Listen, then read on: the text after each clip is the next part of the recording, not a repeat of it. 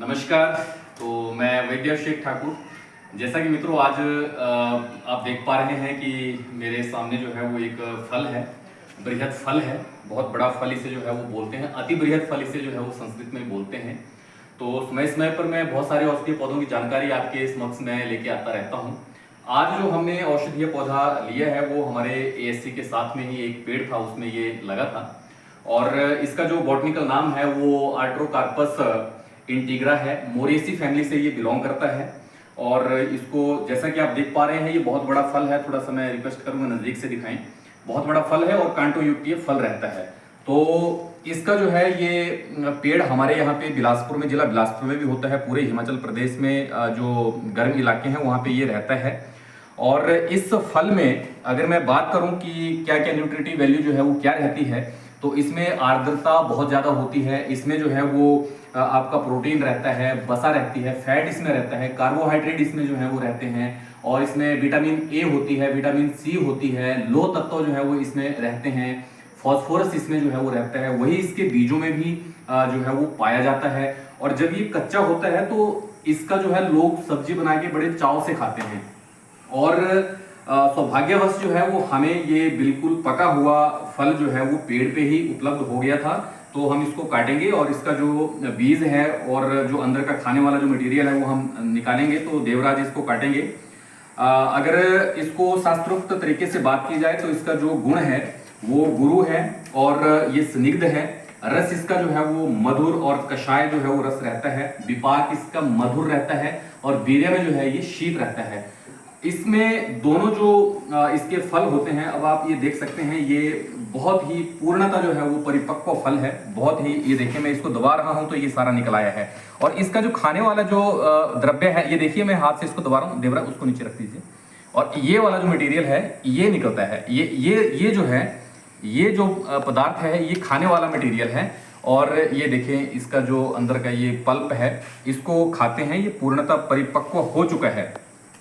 इसमें मैं आपको ये बताना चाहता हूँ, जो कच्चा फल जो होता है वो कषाय और मधुर रस होता है। और थोड़ा सा जब ये फल कच्चा होता है तो शीत वीर्य होने के कारण जो है ये हल्का सा वात को बढ़ाता है, लेकिन ये पित्त को जो है वो बिल्कुल शांत कर देता है। और जब ये पक जाता है ये फल, जैसे ये पूर्णता जो है वो परिपक्व फल है, तो ये वात पित्त दोनों शामक है। ये रक्त स्तंभन, जिनको इसमें जैसे हम वो कहते हैं कि किसी को कहीं से भी जो है वो रक्त प्रवहन हो रहा हो तो ये रक्त स्तंभक का काम करता है। बहुत बेहतरीन जो है रक्त स्तंभक है। ये बल्य है, ये बहुत ज्यादा जो है वो वृश्यकारक है। ये बहुत ज्यादा जिन लोगों में जो है वो शुक्र दौर्बल्य रहती है, तो ये पका हुआ फल जो है ये बहुत ही अच्छा रहता है। तो इसके अंदर जो है इस फल को जो है वो इसमें हम इस तरह से साफ करेंगे। तो थोड़ा सा क्लोजअप दिखाएं आप। ये देखिए आप, इसमें से ये निकाला देवराज, ये इसका जो है वो बीज है। इस बीज को भी जो है वो खा सकते हैं, ये भी बहुत स्वादिष्ट होता है। और इस पदार्थ को अब हम खाते हैं, ये खाने के लिए बिल्कुल तैयार है। जैसे ये देवराज ने निकाला है तो इसको हम यहाँ पे रख देते हैं। और ये कुदरत का एक करिश्मा था कि, और हमारा सौभाग्य था कि ये पूर्णतः परिपक्व फल जो था ये पेड़ पे ही हमें मिल गया। और ये इस तरह से अब हम इसको जो है ये निकालते हैं। ये बहुत ही बेहतरीन है। हाँ खाइए, देखिए देवराज खा रहा है। देवराज बताएं जरा क्या स्वाद है इसका। मीठा है और ये बहुत ही बेहतरीन है। अगर आप मेट्रोपॉलिटन सिटी में जाते हैं और वहाँ पे आप फास्ट फूड के छोटे छोटे जो कॉर्नर्स लगे होते हैं, रेडी जिन्हें हम बोलते हैं, तो वहाँ पे आपको ये जो 3-4 टुकड़े हैं वो कम से कम 40-50 रुपए के मिलेंगे। तो ये इस तरह से